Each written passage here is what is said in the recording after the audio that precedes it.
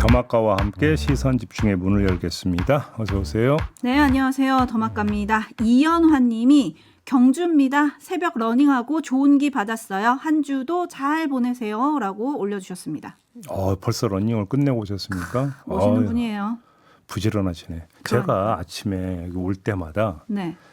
그 6시 되기 전에 오잖아요. 제가. 아니죠. 6시쯤 돼야 이제 오는구나.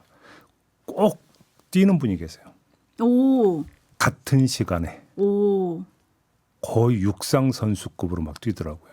그래서 야, 저분 참 대단한 분이다. 제가 이제 항상 그 생각을 했는데 네. 경주에도 한 분 계시는군요. 계시네요. 이연화님. 계시고 안녕 문현주님. 화창한 월요일 새들의 지저김이 유난히 큰 아침입니다. 이제 조금씩 여름이 느껴지네요. 더위 관리 잘하세요. 라고 보내주셨는데 오늘 많이 더울 거라는 예보가 있습니다. 이번 주 금요일은 29도인가까지 올라간다고 그러죠? 올 여름이 심상치 않다고 하던데요. 그죠? 뜨거워진 바다가 문제다. 그러니까요. 이런 뉴스를 봤는데 지구를 좀 더 사랑해야겠다 다짐을 하면서 6261님은 너무너무 아름다운 장미 사진을 보내주셨어요. 유튜브로 보일 수 있으면 좋겠지만 아직 안 보이는데 너무너무 아름다운 장미를 보내주셨고 지금 장미의 계절이죠. 5월은 장미꽃의 계절입니다. 우리 정치도 장미꽃처럼 예쁜 정치꽃 피길 기대해 봅니다. 네네. 그러려면 투표하세요. 네. 네, 그러려면 투표해야죠. 근데 투표한다고 바뀌겠냐? 또 이런 분들도 계셔가지고 그래도 조금씩 변화할 거다라는 믿음을 가지고 꼭 하셔야 됩니다. 투표, 그렇죠? 그렇습니다. 네, 그리고 김창면님, 제이비 오늘 덥다니까 점심에 시원한 모밀 한 판과 고기만두 한 판 어떠세요? 뭐 리스트 뽑자면 뭐 그것만이겠습니까? 쫙 뽑을 수 있죠. 아유, 별로 안 땡기는 지금 반응인데요? 아니, 저 면 되게 좋아해요. 아, 그래요? 네. 아니, 근데 뭐 예를 들어서 진짜 맛있거나 땡기는 게 나오면 뭐 이렇게 나와야 되는데 네. 네, 한 박자 쉬고 뭐 이렇게 반응하시는 거 보니까 모밀은 별로 안 좋아하시나 보구네요. 저 모밀 좋아해요. 알겠습니다. 네. JJ님이 저보고 이상한 소리 하지 말라고 하셔가지고 바로 뉴스 들어가겠습니다. 제이비타임즈 오늘 주목할 첫 번째 뉴스 어떤 건가요? 홍준표 전 대구시장이 자신의 지지자 커뮤니티인 청년의 꿈에 글을 올렸습니다. 나경원 의원이 단일화를 촉구하는 내용의 글이 올라오자 거기에 댓글을 단 건데요. 그 내용이 이렇습니다. 이준석 후보에 대한 투표는 사표가 아니라 미래에 대한 투자다. 이런 내용이었습니다. 이 글만 보면 이준석 후보를 찍으라는 얘기 같잖아요. 그러니까요. 그러다 보니까 예. 이거는 단일화에 반대한다는 거다. 이렇게 해석이 됩니다. 뭐 그렇게 해석할 여지가 있는 거죠. 그래서 바로 김철근 개혁신당 사무총장이 자신의 SNS에 글을 올렸는데 홍 전 대구시장의 판단은 정확하다. 홍 시장의 응원에 힘입어 반드시 승리하겠다라는 내용의 글이었습니다. 이것도 역시 같은 맥락. 우리 단일화 안 해. 이런 뜻으로 이해를 해야 되는 거 아니겠습니까? 눈길을 끄는 건 친한계의 반응인데요. 예를 들어서 박상수 전 대변인이 SNS에 올린 글을 잠깐 소개해드리겠습니다. 자, 타깃이 홍준표 전 시장이 아니라 친윤이더라고요. 하와이 특사는 뭐하러 다녀왔냐. 홍 전 시장은 대놓고 타당 후보 지지가 투자라고 하는데 해당 행위 무새들은 왜 조용한가 이렇게 물어보면서 친윤 떨거지들끼리 뭔가 정신적 유대감 같은 게 있는 게 분명하다 이렇게 비판했습니다. 친윤 공격에 나선 건데 이런 공격이 의미하는 건 무엇이겠습니까? 단일화 가능성은 높지 않다는 판단에 따라서 초점을 대선 이후의 당권 투쟁에 맞추고 있다라는 점을 다시 확인하게 하는 발언이다. 이건 여러 번 제가 말씀을 드렸습니다. 그걸 다시 한번 확인해 볼 수 있는 글 아니냐 이렇게 정리를 하겠습니다. 네, 하지만 김문수 후보는 계속 단일화를 얘기를 하고 있잖아요. 네, 어제 1차 단일화 시한을 넘긴 것에 대한 기자들의 질문을 받고 이렇게 말했습니다. 들어보시죠. 원래 우리가 한 뿌리였기 때문에 같은 노력을 계속해 나갈 것입니다. 예, 뭐 여러 가지 각도에서 지금 만나는 계획이나 이런 것도 추진을 하고 있습니다만은 그러나 언제까지 뭐 어떻게 된다 이런 것들은 말씀드릴 수 있는 제가 형편이 안 되네요. 네, 이 말에서 건질 수 있는 포인트가 두 개 있는데요. 첫째, 기대감을 유지케 한다라는 겁니다. 이미 진단한 바 있습니다. 단일화 형세가 어떻든 간에 국민의힘에서는 계속 단일화 얘기를 할 수밖에 없을 거다. 그게 지지층의 투표 참여를 조금이라도 끌어올리는 방법이기 때문이다라는 말씀을 드렸는데 그 차원에서 이해를 하면 된다라는 거고요. 두 번째, 그럼에도 불구하고 현실을 노출했다라는 점도 함께 말씀을 드려야 될 것 같습니다. 자, 마지막 시한을 사전투표 전이라고 본다면 3일 남았습니다. 김문수 후보가 말한 시점을 기준으로 하면 4일 남은 상태에서 저 말을 한 건데 그런데도 언제까지 어떻게 된다는 것을 말할 형편이 아니라고 말하고 있지 않습니까? 이건 무슨 뜻이 되겠습니까? 아직 뭔가 만남 자체도 지금 성사가 되지 않고 있다는 거잖아요. 여러 각도에서 만나는 계획을 추진하고 있지만 성사가 안 된다, 안 되고 있다라는 지금 이야기 아니겠습니까? 그러니까 단일화 현실이 뭐다? 난항을 겪고 있다라고 하는 것에 대한 자기 고백이다. 이렇게 이해를 하면 될 것 같습니다. 네, 하지만 뭐 지난 대선에서도 윤석열 후보와 안철수 후보의 단일화가 사전 선거일 하루 전 마지막 TV 토론을 끝낸 후에 극적으로 이루어지지 않았냐 이런 얘기를 국민의힘 내부 인사들이 하기는 하던데 앞으로 관전 포인트는 뭐가 되는 겁니까? 그러면 자, 단일화가 안 된다고 가정한다면 조금 전에 더먹가가 전해 주셨으니까 마지막 가능성은 배제하지 않겠습니다. 정치는 생물이니까 그러지 않겠습니까? 하지만 일단 한번 이렇게 가정해 보죠. 단일화가 안 된다고 한번 가정해 봅시다. 그러면 포인트는 김문수 후보의 득표율입니다. 친한계의 대대적인 공세를 방어하면서 친윤계의 기득권을 사수할 수 있으려면 이준석의 단일화 불응, 속칭 배신에도 불구하고 김문수가 잘 싸웠다라는 이런 논리를 내세워야 되는데 자, 그러려면 그걸 보증할 수 있는 방법이 뭐겠습니까? 물론 대선 승리입니다. 근데 대선 승리가 설령 안 된다 하더라도 이른바 젖잘싸 논리, 졌지만 잘 싸웠다라고 하는 논리를 내세워야 어떻게 되는 겁니까? 친윤계의 어떤 기득권을 사수하면서 친한계의 대대적 공세를 방어할 수 있을 텐데 그러면 그 기준이 뭐겠느냐? 결국 득표율이 될 텐데 어느 수준이어야 될까? 이걸 봐야 될 것 같습니다. 자, 이재명 후보의 득표율이 50%를 넘는 순간 국민의힘에게는 이건 패배가 되기, 그것도 참패가 되기 때문에 이재명 후보의 득표율을 40%대로 떨어뜨리고 김문수 후보의 득표율도 40%대에 이르게 해야 됩니다. 그래야만 젖잘싸 논리를 내세울 수 있을 뿐만 아니라 이준석 후보가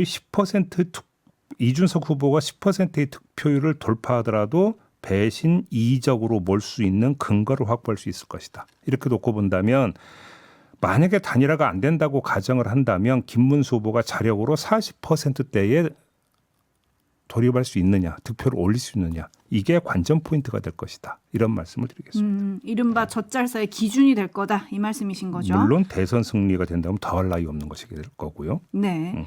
이재명 후보는 어제 기자간담회에서 단일화 가능성을 좀 높게 보던데요. 자, 이렇게 말했죠. 한번 들어보시죠. 그런데 이준석 후보도 결국 국민의힘의 대표를 했고 밀려 나왔을 뿐이지 본인이 스스로 나왔다고 보기 어렵습니다. 제가 보긴. 결국은 다시 합쳐서 보수 정당의 주도권을 갖고 싶어 하는 것 같고 이번 기회에 저는 다시 그 본색대로 단일화할 것으로 봅니다. 네, 이재명 후보의 이 말은 형식으로는 단일화가 될 것으로 전망한다는 말이잖아요. 근데 그걸 액면 그대로 이해하기보다는 단일화를 가지고 어떻게 정치적 메시지를 발신하는 게 좋은가 이 차원에서 한번 분석해 볼 수 있을 것 같은데요. 단일화 가능성을 열어둬야 이재명 후보 입장에서도 지지층과 중도층의 경계심을 끌어올리고 이완을 방지할 수 있지 않겠습니까?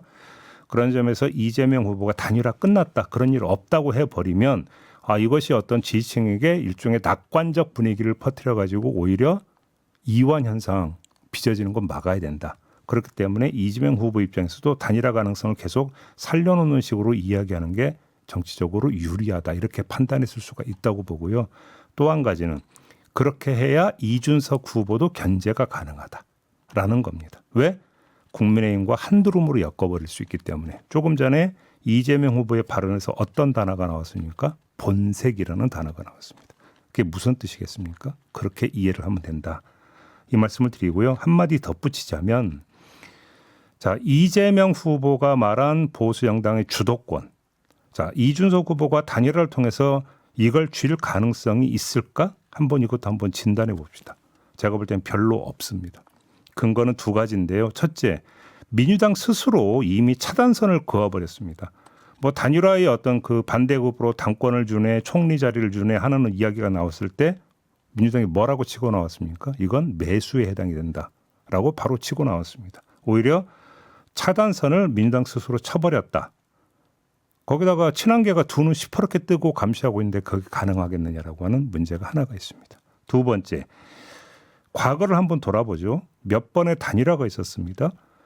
노무현 정몽준 단일화가 있으나 이건 뭐 나중에 깨졌기 때문에 단일화 이제 케이스에 놓아야 될지는 모르지만 예외를 치고 문재인 안철수 단일화가 있었습니다. 2012년에. 그다음에 오세훈 안철수 단일화가 있었습니다. 2021년 서울시장 보궐선거 때 기억하시죠? 그다음에 지난 대선 때 윤석열 안철수 단일화가 있었습니다. 몇 번 단일화가 성사가 된 적이 있었습니다. 근데 이 단일화에서 단일 후보 자리를 내어준 쪽에서 단일화 지분을 반대급부를 획득한 걸 본 적이 있는 걸 한번 좀 잘 되새겨 보시기 바랍니다. 거의 없습니다. 제 기억으로는 오세훈 안철수 단일화 후에 서울시 부시장 자리 하나 잠깐 내준 것. 이 정도가 제 머릿속에서는 기억으로 남아있거든요. 다른 게 뭐가 있으면 좀 댓글로 좀 달아주시기 바랍니다. 제 기억이 짧아서요. 네. 네, 이준석 후보는 주말 인터뷰에서도 단일화는 100% 안 한다. 사전 투표 전 단일화에 대해서도 망상이다. 이렇게 얘기를 했는데 계속해서 단일화 가능성을 얘기하는 국민의힘 의원들과 후보가 있고 또 언론들도 이 얘기를 엄청 많이 분석을 하고 있잖아요. 네. 여기에 대해서 조은번님이 마지막 변수가 단일화라고요? 언론들은 단일화를 이슈로 기사 방송하면 안 됩니다. 내란 세력, 쿠데타, 동조 세력과 내란 진압, 쿠데타 진압 세력의 대선입니다. 단일화도 변수가 될 수 없습니다. 이렇게 좀 보내주시기도 했는데 반면에 홍준표 전 대구시장의 말로 저희가 시작을 했잖아요. 네. 여기에 대해서 이인승 님이 아유 비행기값 아깝게 하와이 갔다 온 보람이 없네요. 라고 좀 꼬집어 주셨고 그 특사단 얘기하는 거죠. 네. 그리고 HBYI님은 홍준표 전 시장이 지금 제대로 정치질을 하고 있습니다. 근데 그분은 은퇴한 거 맞아요? 제가 여러 번 얘기했는데. 은퇴해도 정치에 대해서는 국민 누구나 말할 수 있으니까요. 이렇게 항변하지 않으실까요?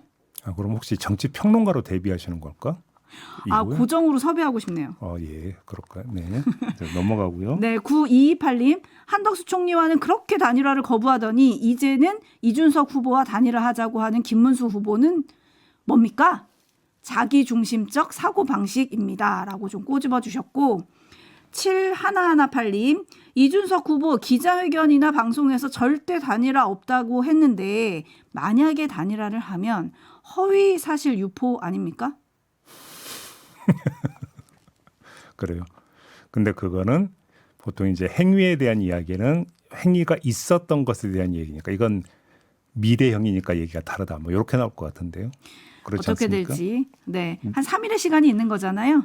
한번 시선 집중하겠습니다. JB타임즈 다음 주목할 뉴스는요? 어제 유튜브 채널 정광훈 TV에 올라온 영상 하나 감상해 보시죠. 지난 22일 교회 안에서 벌어진 장면이라고 합니다.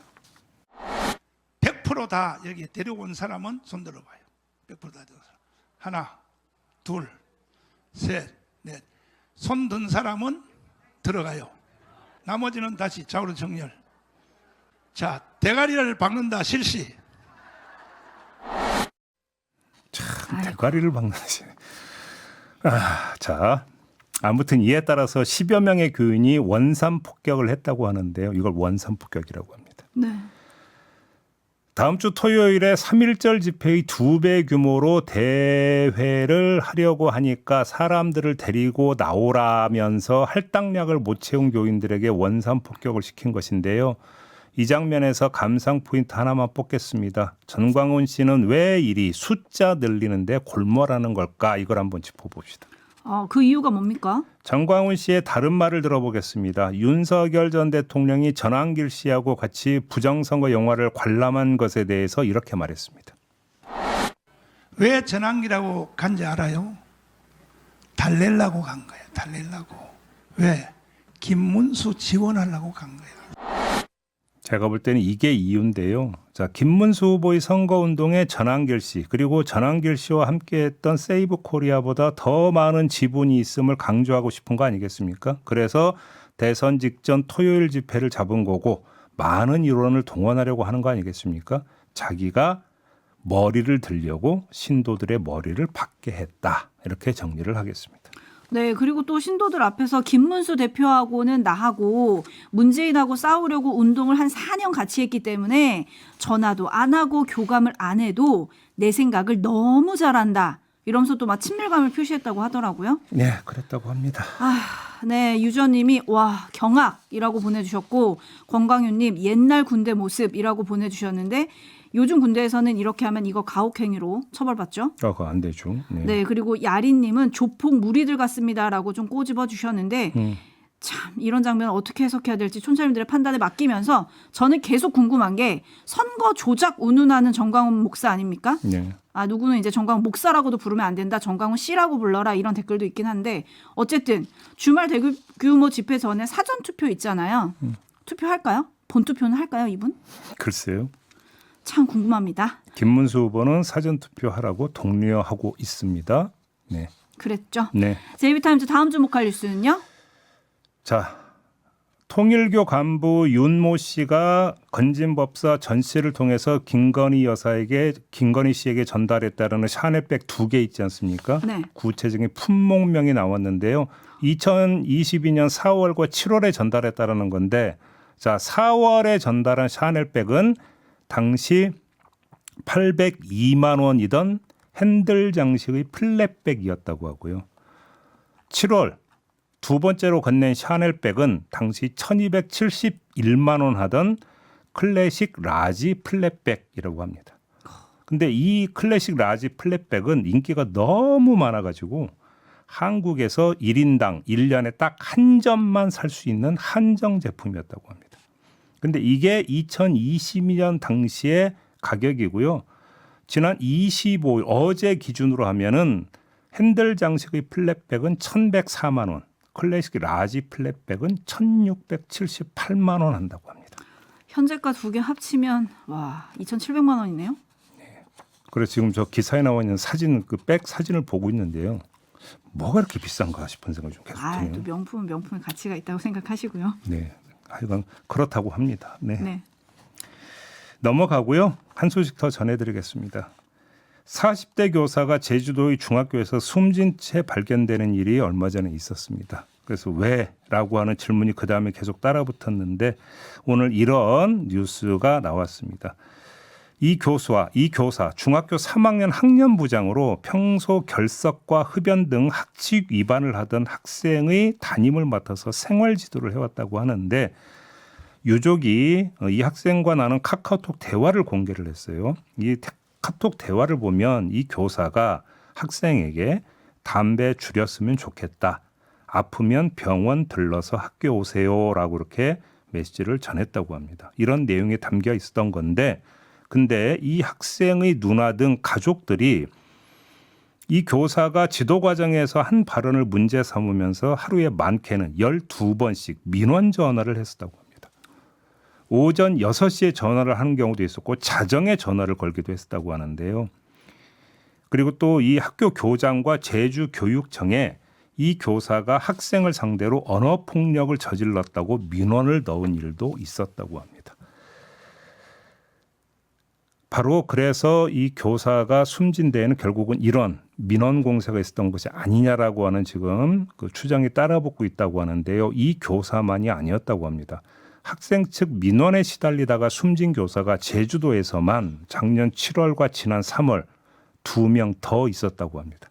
다만 두 사건은 유족이 원하지 않아서 공론화되지 않았을 뿐이라고 합니다. 그러면 여기서 저희가 하나 짚어봐야 될 게 뭡니까? 서희초 교사의 이 건이 있고 나서 교육부가 교권 보호 대책이라고 하는 것을 내놓은 적이 있었습니다. 그랬죠. 이때 핵심 내용이 뭐였습니까?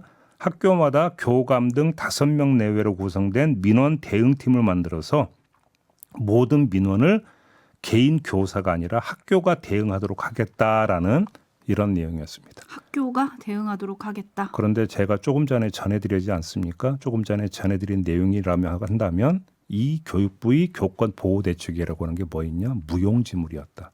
이런 이야기가 되는 거 아닙니까? 자정에도 네. 결국 민원 전화에 시달렸다라는 이야기가 되는 거니까요. 네네. 그래서 또 한 명의 교사의 목숨을 앗아갔다. 이런 이야기가 되는 겁니다. 아, 이걸 어떻게 해야 될까요?